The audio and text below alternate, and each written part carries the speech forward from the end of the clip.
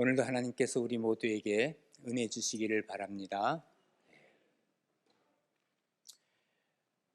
모든 성도 또 모든 교회가 공통적으로 바라는 게 하나 있어요. 뭐냐 하면 부흥이라고 하는 겁니다. 부흥한다고 하는 것은 죽어져가는 것들이 일어나서 새로운 생명력이 약동하는 것을 리바이벌, 부흥이라 이렇게 얘기를 합니다. 부흥은 성도들이 반드시 이루어야 할 일이고 또 교회는 반드시 부흥이 일어나야 됩니다. 초대교회에 보면요, 예수님이 부활하셨거든요. 그래도 그들에게는 힘이 없었어요.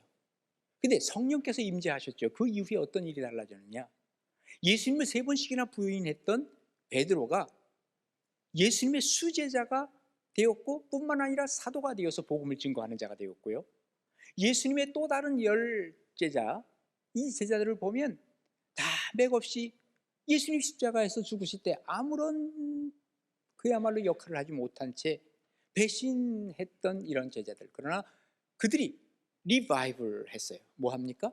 다시 부흥하게 된 거죠. 그러다 보니까 결과적으로 어떤 일이 벌어져요? 처음에 120명이 모였다가 이것이 3,000명이 되고 5,000명이 막 되는 거예요. 그러니까 사람들은요, 이 마지막 120명이 3,000명이 되고 5,000명이 되는 이 결과를 가지고 부흥했다 그러는데, 우리 주님은 이 결과의 부흥을 그렇게 중요하게 생각하지 않아요. 과정 속에서 네가 살아났느냐 하는 게 중요한 거예요. 뭐 중간에 사람들이 많이 모인다고 부흥하는 교회가 아닙니다.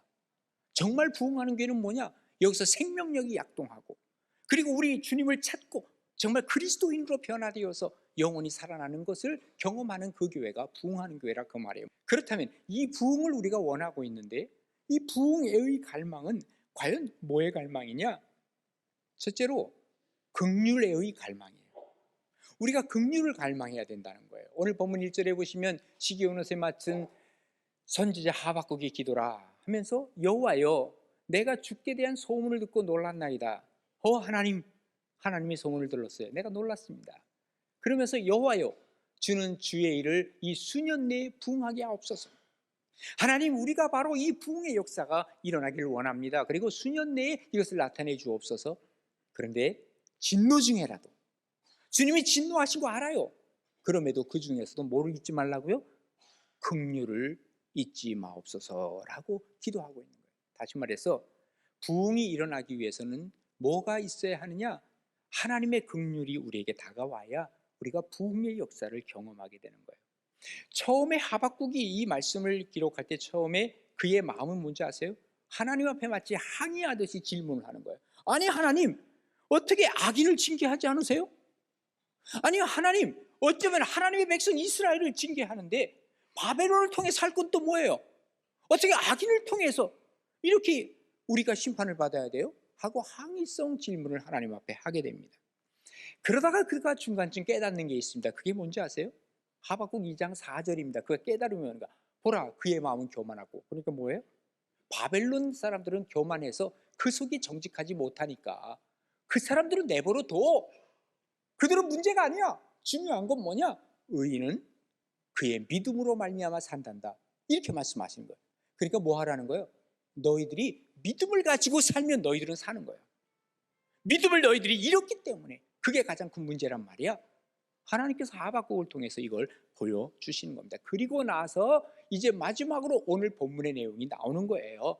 오늘 본문에 뭐라고 얘기합니까? 여호와여, 내가 주께 대한 소문을 듣고 놀랐습니다. 그런데 여호와여, 주는 주의 일을 수년 내에 부흥케 하소서. 알았어요 하나님, 내가 믿음으로 거듭나고 믿음으로 생명력을 내가 갖게 될 거예요. 그러니 수년 내에 이것을 이루어 주옵소서.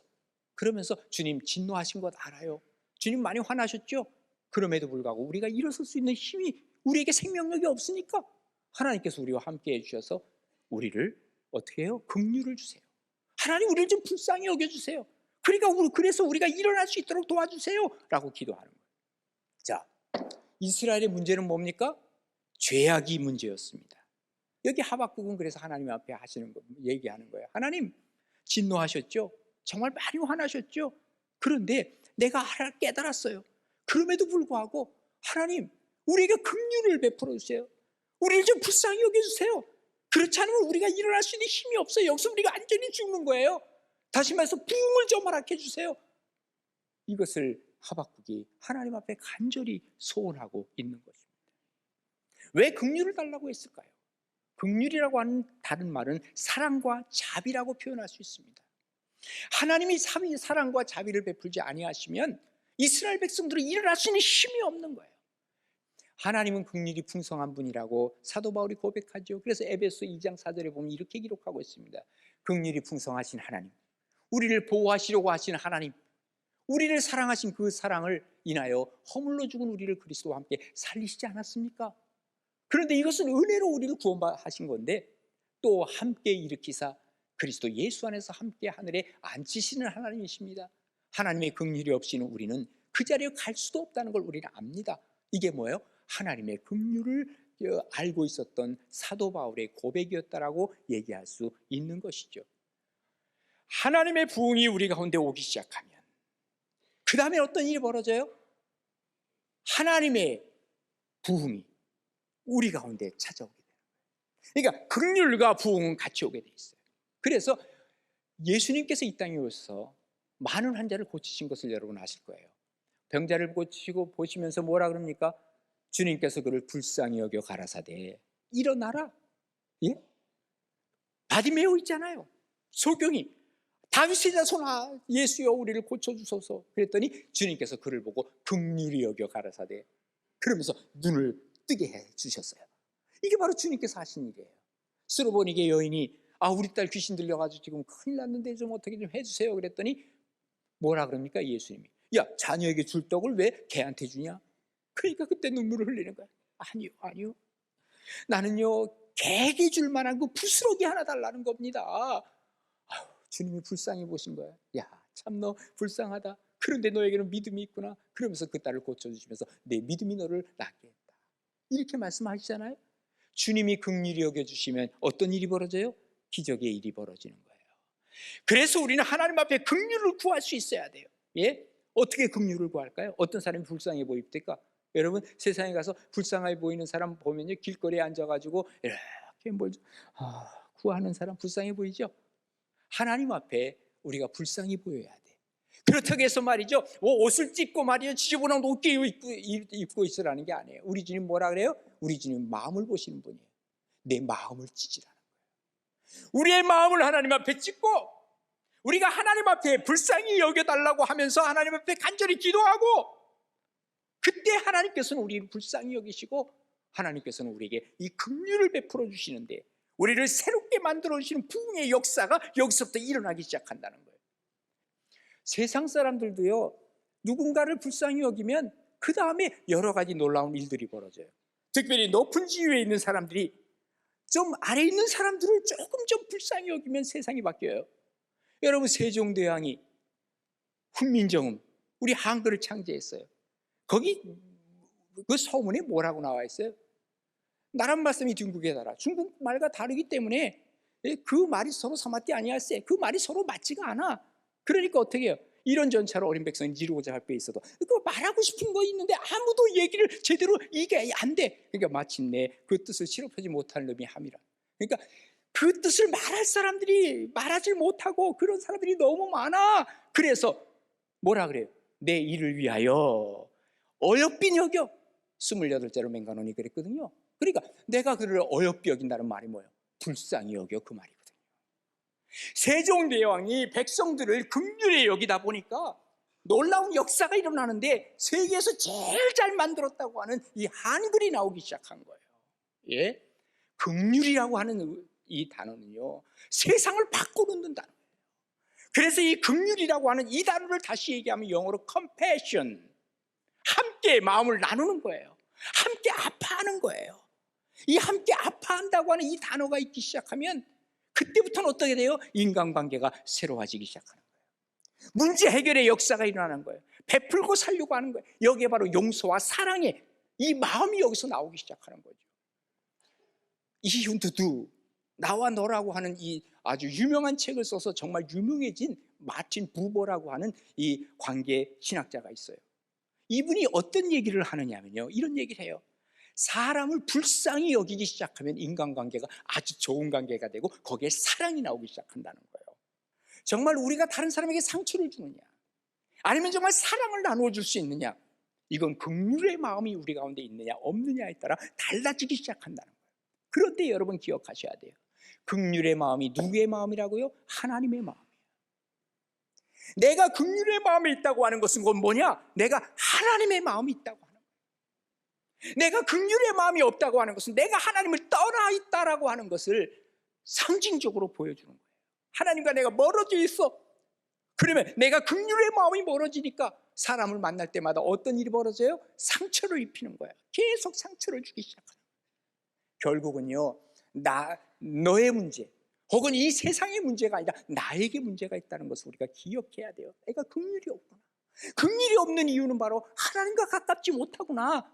그것을 내가 느끼는 그 순간부터 하나님 앞에 내가 긍휼을 구하게 되고 긍휼을 갈망하다 보니까 결국 부흥의 역사가 일어나 새로운 생명력이 막 약동하기 시작하는 거예요.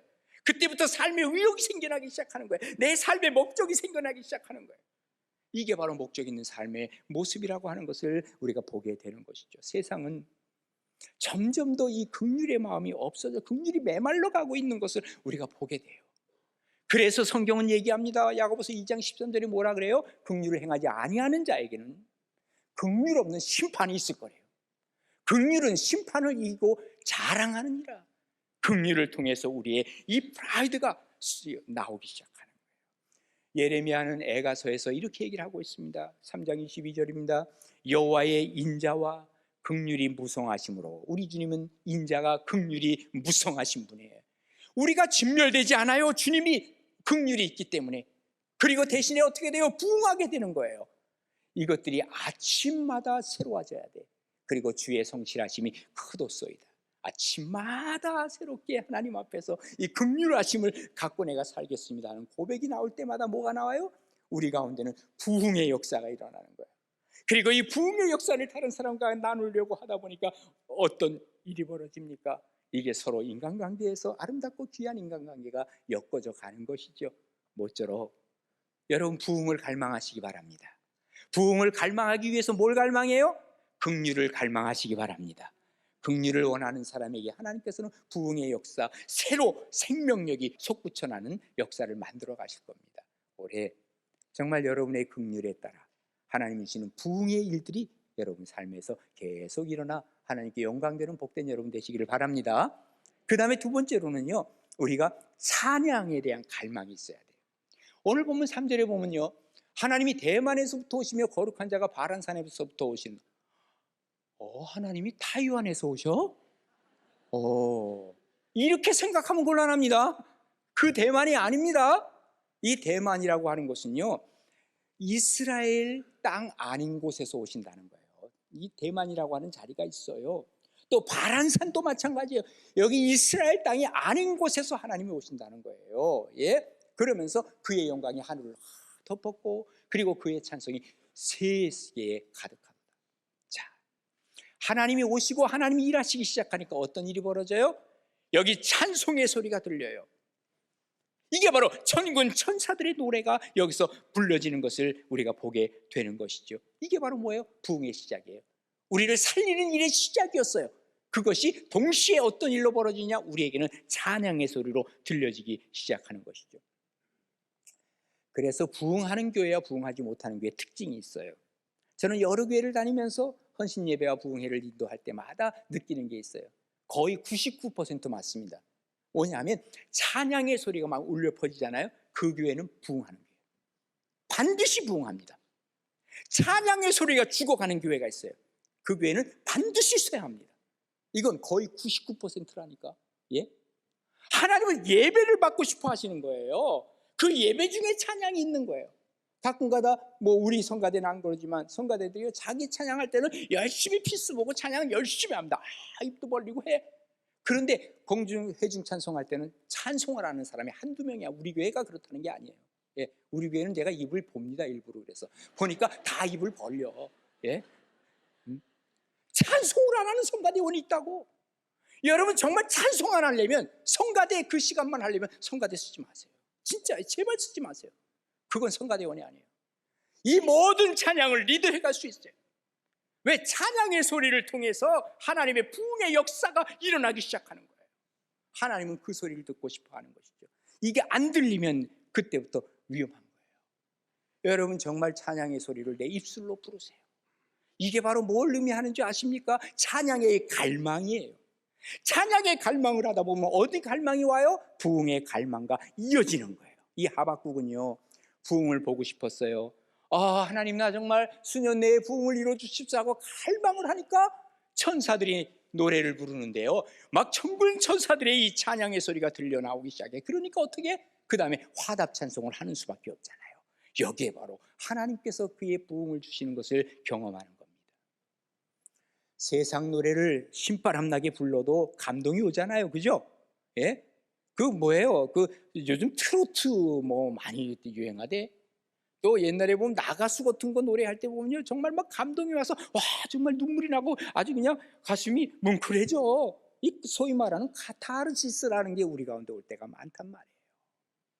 그런데 하나님을 찬양하는 소리는요, 그 이상의 것이에요. 왜? 이 소리를 여기서 끝나는 게 아니라 천상까지 올라가는 거예요.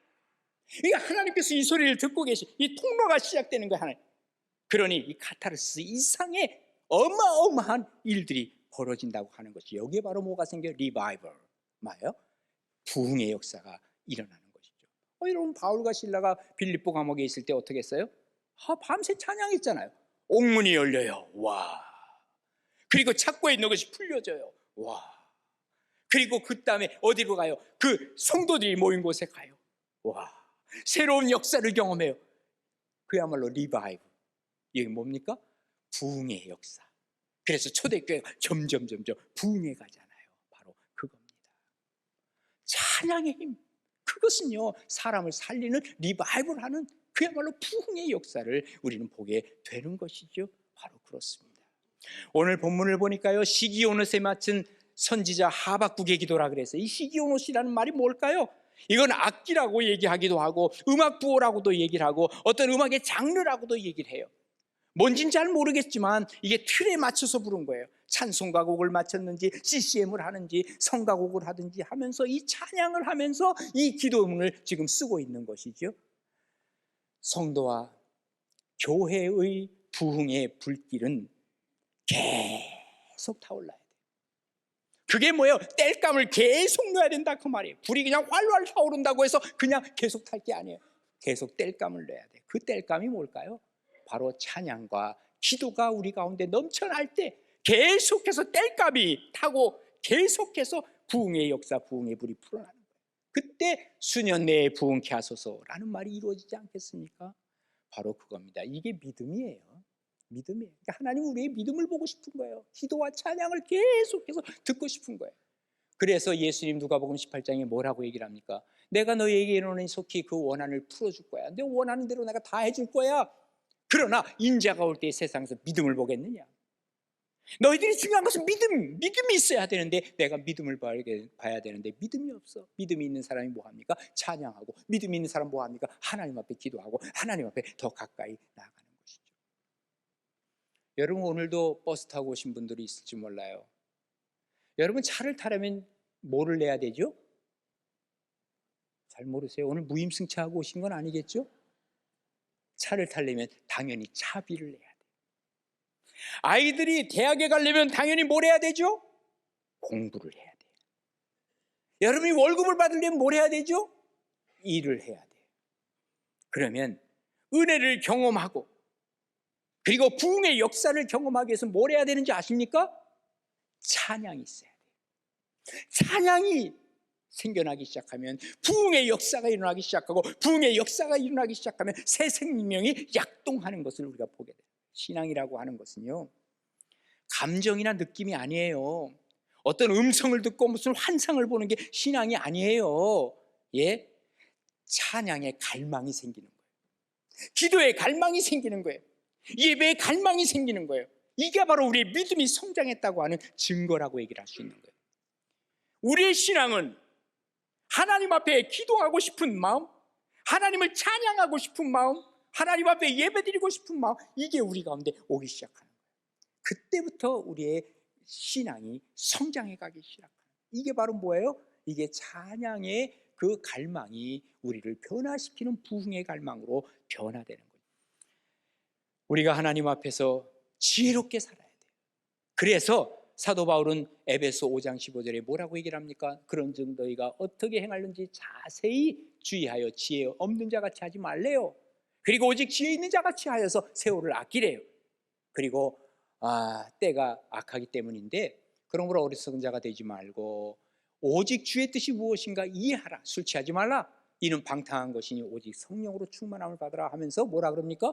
시와 찬송과 신령한 노래로 서로 화답하며 너희의 마음으로 주께 노래하며 찬송하며 살라고 얘기를 합니다. 나 주의 기쁨 되길 원해. 내가 주인이 아니야. 주님이 기쁨 되는 거예요. 예? 우리가 하나님 앞에서 신앙을 하나님 중심으로 우리가 생각을 해본다면 그렇습니다. 찬양의 갈망이 있어. 그러면 내가 어떻게 돼요? 새로워지기 시작하는 거예요. 예? 부흥이 일어나기 시작하는 거예요.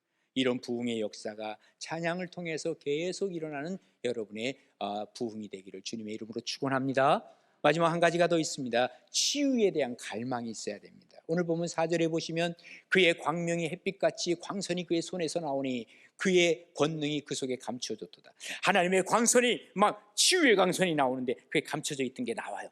그러면서 뭐예요? 역병이 모든 악한 병들이 그 앞에서 행하여 불덩이가 그의 발밑에서 막 나오기 시작해서 뭐예요? 고쳐지기 시작해요. 치유의 역사가 일어나기 시작해요.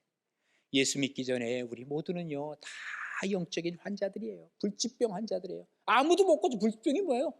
그냥 죽는 병이에요. 고침 못 받는 병이에요. 그런데 우리 주님께서는 우리를 고쳐주셨어요. 영적으로. 지옥 가는 사람을 불러서 천국으로 인도해 주셨어요. 이게 바로 예수 그리스도의 능력이요, 주님께서 우리를 부르신 치유의 역사였다 하는 얘기입니다. 부흥은 예수님을 만날 때 일어납니다. 하나님 치유해 주세요. 이 갈망이에요. 여기에 바로 부흥의 역사가 일어나는 거예요. 그래서 부흥을 다른 단어로 얘기하면 치유라고 바꿀 수 있어요. 변화요, 그리고 새로워지는 거예요. 여기에 에너지가 새로워집니다. 힘이 나기 시작합니다. 새로운 삶에 대해서 어떤 역사가 일어나고 목표가 생겨나고 사명이 생겨납니다. 우리가 간혹 가다가 신앙이 나태해져 가요. 삶의 의욕도 없어요. 삶의 목적도 잃어버렸어요. 이게 바로 부흥이 필요한 시점입니다. 예? 영적인 병이 들었다고 하는 증거입니다. 다른 데서 이유 찾지 마세요. 하나님과의 관계에서 그 문제의 실마리를 찾아가야 돼요. 내가 부흥되기 시작하면 그 다음에 모든 것이 바뀌어지는 거예요. 신앙의 병이 있느냐 없느냐 알 수 있는 것은 찬양하고 싶지 않아, 기도하고 싶지 않아, 예배의 감격도 없어. 여러분, 이거 신앙적 병 걸린 거예요. 치유의 역사가 일어나야 돼요. 하나님의 새로움의 역사들이 일어나지 않는 한 우리는 정말 하나님 앞에서 예배가 제대로 드려질 수가 없는 겁니다. 자칫 잘못하면 나도 모르게 가인의 예배가 되는 거예요. 하나님께서는 가인의 예배를 받지 않으세요. 몸이 병들면 어디로 가야 돼요? 병원에 가요. 컴퓨터가 망가지면 어디로 가야 돼요? 뭐 보건 프로그램을 깔든지 아니면 뭐 수리하는 데로 가야 돼요. 네? 그러면 우리의 영혼이 병들면 어떻게 해야 될까요? 하나님께로 가야 돼요. 두말할 것도 없어요. 예? 에베소 2장 4장 22절입니다. 너희는 유혹을 따라 썩어져가는 구습을 따르지 말고 옛사람을 벗어버리고 오직 너희의 심령이 새롭게 되어서 하나님을 따라 의와 진리와 거룩함으로 새 지음을 받은 새 사람을 입으라. 뭐예요? 새 사람 입으라? 부흥하라, 그 말이에요. 비록 무화과 나무가 무성하지 못해도요, 포도나무에 열매가 없어도 괜찮아요. 감람나무에 소출이 없어도 괜찮아요. 밭에 먹을 것이 없고요, 우리의 양이 없고 외양간에 소가 없을지라도 나는 여호와로 말미암아 즐거워할 거예요. 나의 구원의 하나님으로 말미암아 기뻐할 거예요. 괜찮아요. 하나님, 나 아무것도 없어도 돼요. 하나님 한 분만 있으면 되는 거예요. 이 고백으로 하박국을 끝내고 있는 거예요. 이 고백이 여러분의 고백 되기를 바랍니다. 이게 바로 치유받은 사람들의 고백이에요. 하나님 앞에서 내가 신앙생활 한다는 게 뭘까? 오늘 그냥 교회 왔으니까 나는 신앙생활 하는 겁니까? 아니요. 이것은 그저 종교 하나의 행사에 참여한 겁니다. 여러분이 정말 이 신앙으로 하나님 앞에 가까이 나아가고 있다면 긍휼을 갈망하는 마음이 생기고 찬양을 갈망하는 마음으로 이 입술에 찬양이 나오기 시작하고 또 치유의 갈망이 생겨나는 거예요. 그런 말미암아 부흥의 역사가 일어납니다. 이런 축복이 여러분에게 임하기를 주님의 이름으로 축복합니다.